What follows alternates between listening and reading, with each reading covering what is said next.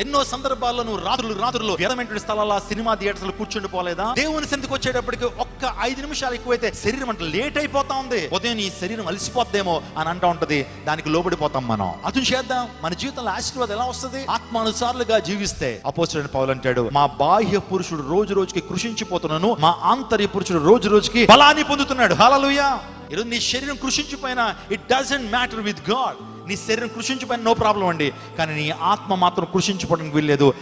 రోజుకి నీ ఆత్మ బలాన్ని చేకూర్చబడతానే ఉండాలి. హల్లెలూయా. కొన్ని సందర్భాల్లో భార్య మీద భర్త పోరాటం చేస్తాడు. వాస్తవానికి భార్య మీద కాదు, భార్యని ప్రోత్సహిస్తున్న దురాత్మ మీద నువ్వు పోరాటం చేయాలి. కొన్ని సందర్భాల్లో ఆ వ్యసనాలు అనేటువంటి దురాత్మలు నీలో పట్టి పీడించి నీ జీవితాన్ని పతనం చేస్తున్నాయి. నువ్వు దేని మీద పోరాటం చేయాలా? మనుషుల మీద కాదు మన పోరాటాలు, మనుషుని ప్రేరేపిస్తున్న దురాత్మల మీద.